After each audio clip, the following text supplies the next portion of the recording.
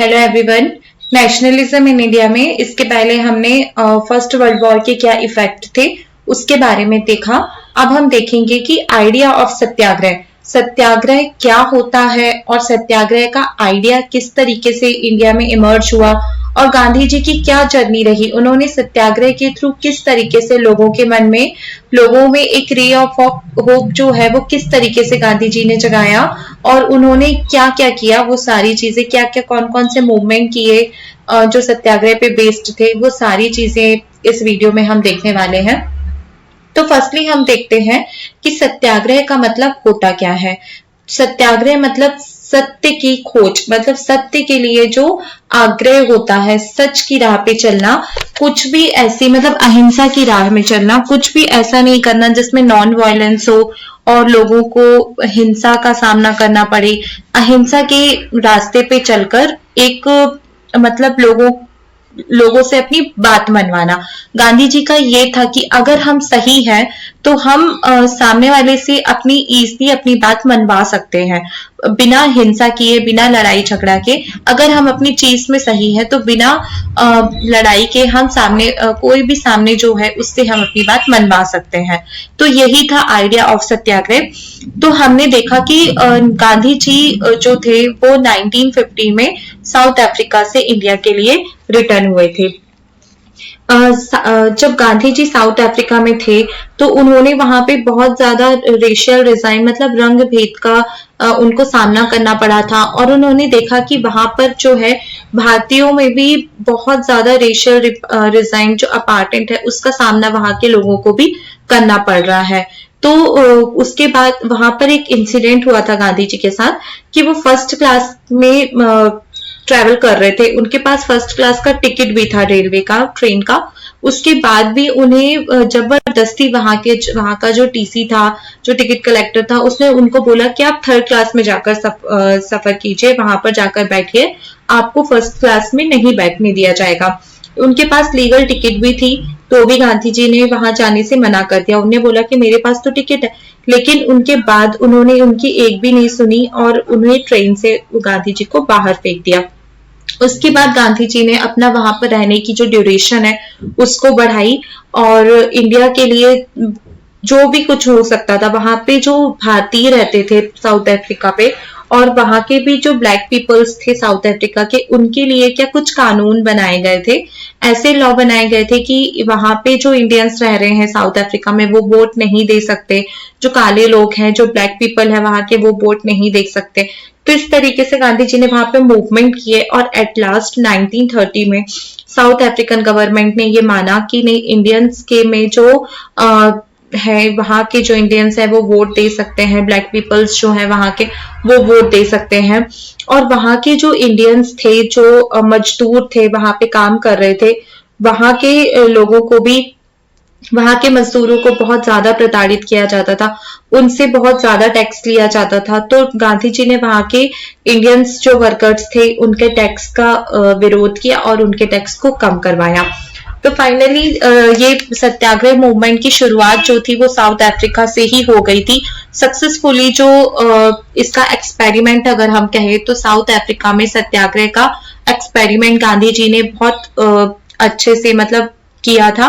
और उसके बाद जब सक्सेसफुली एक्सपेरिमेंट वहां पर करने के बाद गांधी जी 1915 में इंडिया रिटर्न हुए थे तो 1916 में उन्होंने एक सत्याग्रह आश्रम जो है वो साबरमती रिवर के किनारे अहमदाबाद में इस्टेब्लिश किया और फिर सत्याग्रह की शुरुआत करी। फर्स्टली उन्होंने 1916 में वो चंपारण गए। जब वो चंपारण गए तो वहां पर जो था, चंपारण जो है वो बिहार का डिस्ट्रिक्ट है, वहां पे किसानों की मदद की, क्योंकि वहां उन्हें जबरदस्ती जो है इंडिगो प्लीजेंट मतलब नील की खेती कराई जाती थी। अब नील की खेती में क्या होता है कि अगर आप वहां नील की खेती करते हैं तो फिर वो लैंड पूरी तरीके से खराब हो जाती है और मैक्सिमम और नील की खेती के कारण लैंड पूरी तरीके से खराब हो जाती है और आप कोई और फसल वहां पर नहीं उगा सकते। तो ब्रिटिशर्स जो थे वो फार्मर्स को मैक्सिमम पार्ट में नील की खेती करने के लिए मजबूर करते थे। तो इससे क्या था कि फसल कोई और नहीं उगा पा रहे थे, कोई दूसरी फसल जो है वो किसान नहीं उगा पा रहे थे और उन्हें बहुत ज्यादा नुकसान हुआ। फिर उसके बाद जब इंडस्ट्रीज बनी तो ब्रिटिशर्स ने किसानों को एकदम से मना कर दिया कि नहीं, अब आप नील की फसल हमारे लिए नहीं उगाएंगे, अब हमें आपकी कोई नीड नहीं है, आपके नील की हमें, आपके इंडिगो की हमें कोई नीड नहीं है। तो अब किसान जो थे उनकी फसल तो ऑलरेडी खराब हो चुकी थी, फसल के साथ साथ क्या था, उनकी लैंड भी पूरी तरीके से खराब हो गई थी, जिससे वो कोई दूसरी फसल उगा ही नहीं सकते थे। तो इससे क्या हुआ कि किसान बहुत ज्यादा परेशान हो गए थे। तो उन्होंने, गांधी जी ने बोला, गांधी जी ने उनकी हेल्प की। किस तरीके से हेल्प की? जो राजेंद्र प्रसाद थे और ब्रज किशोर प्रसाद जो थे, वो गांधी जी के साथ चंपारण पहुंचे और उन्होंने गांधी जी को बोला कि यहाँ के लोग मतलब उतने पढ़े लिखे नहीं है, उतने लिटरेट नहीं है और इसलिए इनका शोषण किया जा रहा है। तो गांधी जी ने वहां पर एक कृषि समिति का गठन किया और उसके बाद धीरे धीरे मतलब उन्होंने ब्रिटिशर्स को बोला कि आप अगर, चलिए ठीक है, अब लैंड तो पूरी तरीके से खराब हो चुकी है, उसका तो कुछ हो नहीं सकता, अब लेकिन आप इनको कंपनसेशन दे दीजिए, मतलब मुआवजा दे दीजिए। अब ये लोग चाह रहे थे कि पूरा जितनी फसल खराब हुई है हमको पूरी फसल का मुआवजा मिले, लेकिन इन गांधी जी ने बोला कि चलिए आप पूरी फसल का मुआवजा मत दीजिए, अब हाफ कंपनसेशन दे दीजिए ताकि इनका भी नुकसान ना हो। तो इस तरीके से गांधी जी ने ये बात ब्रिटिशर्स के सामने रखी और ब्रिटिशर्स, ये जो ब्रिटिश गवर्नमेंट थी वो इस चीज के लिए तैयार हो गई। तो ये फर्स्ट मूवमेंट था गांधी जी का जो नॉन वायलेंस था और ये सत्याग्रह, पहला सत्याग्रह सक्सेसफुली मूवमेंट गांधी जी ने किया बिहार के चंपारण में। इसके बाद ये मूवमेंट के बाद वहां पर एक संत राउत थे जिन्होंने गांधी जी को फर्स्टली बापू कहकर बुलाया था। इसके बाद ही गांधी जी को हम बापू बोलते हैं। अब ये जो संत राउत थे वो जमींदार थे वहां के और इन्हीं के खेत में, इन्हीं की जमीन में, इनकी लैंड में नील की खेती होती थी। तो हमने अभी देखा कि 1915 में गांधी जी साउथ अफ्रीका से वापस आए, वहां पर भी उन्होंने सत्याग्रह का सक्सेसफुली एक्सपेरिमेंट किया। 1916 में उन्होंने सत्याग्रह आश्रम एस्टेब्लिश किया साबरमती रिवर के किनारे। 1916 में उन्होंने चंपारण जो बिहार है वहां पे पीजेंट्स की मदद की क्योंकि उन्हें क्योंकि उनकी लैंड खराब हो गई थी और वो बहुत ज्यादा परेशान थे, उनके पास और मतलब कोई और वो फसल नहीं उगा पा रहे थे। उसके बाद फिर 1917 में जो है गांधी जी ने खेड़ा डिस्ट्रिक्ट जो गुजरात है वहां के किसानों की मदद करी। किस तरीके से मदद करी? क्योंकि वहां के जो किसान है उन्हें बहुत ज्यादा टैक्स देना पड़ रहा था। अब हमने देखा था कि जब फर्स्ट वर्ल्ड वॉर हुआ था तो बहुत मेजर पार्ट में, इंडिया के मेजर पार्ट में फसल पूरी तरीके से खराब हो गई थी बिकॉज ऑफ ड्रॉट। तो सूखे के कारण फसल खराब हो गई थी, प्लेग की बीमारी फैल गई थी। तो इस तरीके से किसान जो थे उन्होंने टैक्स देने से मना कर दिया था क्योंकि जब उनके पास कुछ रहेगा ही नहीं, फसल ही नहीं रहेगी, तो वो टैक्स किस तरीके से देंगे। तो ये किसानों ने बहुत बड़ा आंदोलन किया था, वो अंग्रेजों की धमकियों से भी नहीं डरे थे और इस तरीके से उन्होंने किसी की नहीं सुनी। तो सरदार वल्लभ भाई पटेल जो हैं, जिन्हें हम आयरन मैन ऑफ इंडिया बोलते हैं, वो इस टाइम पे उन्होंने गांधी जी से हेल्प ली और किसानों की मदद करी और किसानों का जो टैक्स था उसको कम करवाया और किसानों को टैक्स देने से रोक दिया, मतलब अंग्रेजों को कन्विंस किया और टैक्स देने से रोका। और 1919 में फाइनली वहां पर किसान सभा की स्थापना करी सरदार वल्लभ भाई पटेल और गांधी जी ने मिलकर। तो ये दोनों जो मूवमेंट थे ये नॉन वायलेंस से किए गए थे। सक्सेसफुली सत्याग्रह मूवमेंट जो थे ये दोनों थे। इसके बाद एक लास्ट मूवमेंट था 1918 में जो टेक्सटाइल वर्कर के लिए गांधी जी ने किया था। कहां पर? अहमदाबाद में। और ये अंग्रेजों के खिलाफ नहीं था, ये टेक्सटाइल ओनर के खिलाफ था।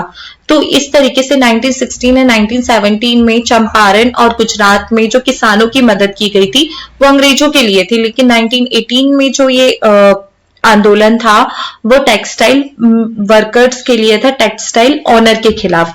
क्योंकि जो ओनर थे उन्होंने क्या किया था, सैलरी इंक्रीज नहीं कर रहे थे और प्लेग की जब बीमारी फैली थी तो ये लोग प्लेग बोनस भी इन्होंने वापस ले लिया था। तो गांधी तो जो वर्कर्स थे वो अपनी बात में अड़े रहे कि हमारी जो सैलरी है वो 50% इंक्रीज करो, लेकिन ओनर चाहते थे कि वो इंक्रीज नहीं करेंगे। तो गांधी जी ने वहां पर मतलब जो लोकल लीडर थी वहां की अनसुईया बेन साराभाई, उन्होंने गांधी जी की हेल्प ली और बोला कि यहाँ के वर्कर्स का आप इंक्रीमेंट करवा दीजिए उनकी सैलरी को लेकर। फिर गांधी जी ने उनके ओनर से बात करी और उन्हें जो उनकी जो सैलरी थी वो एटलीस्ट 50% ना बढ़कर 35% जो थी वो इंक्रीज की गई।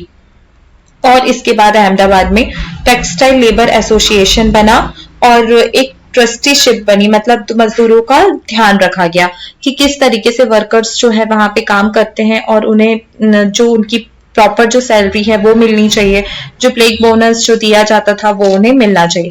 तो ये सारे जो मूवमेंट थे ये नॉन वायलेंस थे, सत्याग्रह के बेसिस पे थे और ये सक्सेसफुली कंप्लीट हुए। अब इसके बाद के वीडियो में हम देखेंगे कि जब ये मूवमेंट स्टार्ट हो रहे थे तो ये धीरे धीरे अंग्रेजों को लगा कि नहीं, अब तो ये हर चीज में अपने हमसे हमारी बात मनवा रहे हैं।